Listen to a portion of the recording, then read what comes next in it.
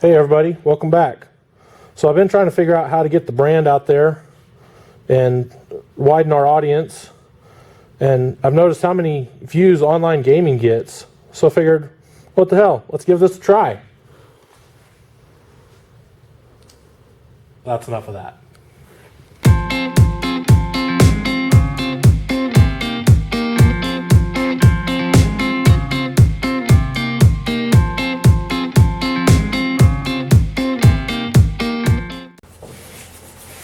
Hey girls, how's it going? We scratched it. Perfect. Okay, today we're going to talk about surface prep a little bit. Got the girls in here sanding because we're going to be bed lining this bed, and with all the damage in here and what the bed liner calls for, we need 80 grit scratches in here. So they're handling some of that, kind of, but that's what we're looking for in this bed, is 80 grit scratches. 80 to 180, but an 80 grit is going to be perfect.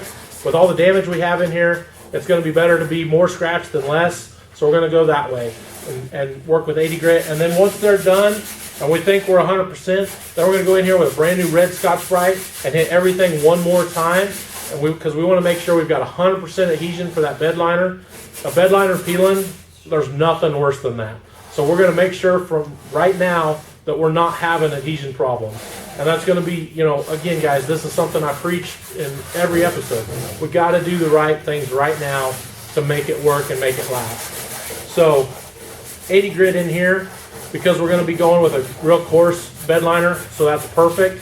On the rest of our materials, anywhere we're going to prime, like if we've had some paint damage in some of these areas, this lower panel had some paint damage where the things have rubbed on a little bit, 180 grit on that, knock that damage out, because we're going to prime it and repaint it.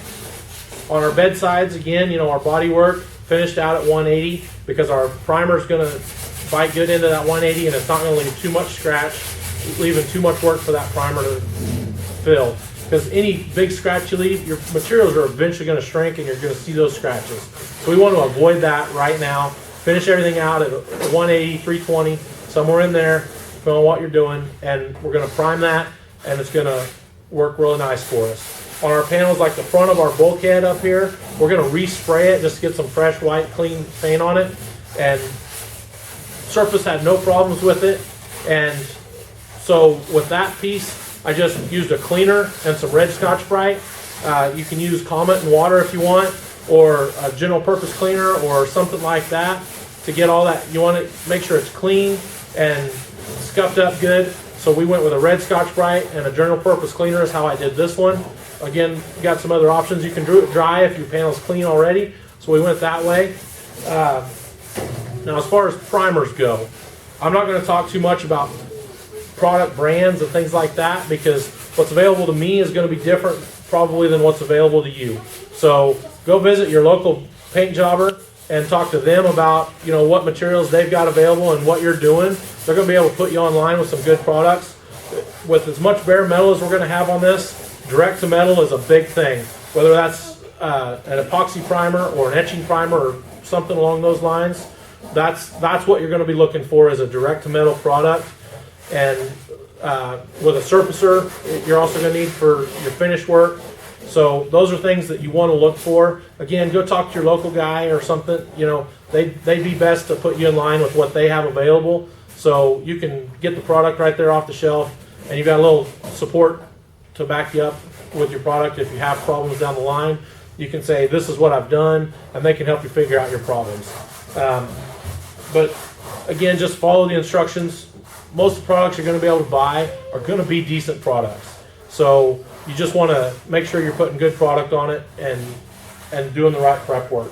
So our bed sides are are pretty well ready for primer now. They just need masks, wipe down with a wax and grease remover, and prime them. And from there, we're going to be able to sand that with the 320, prep it for paint, mask it up, spray some white paint on it. As far as paint goes, what we're going to use on this is what we're going to call a two-stage product, base clear.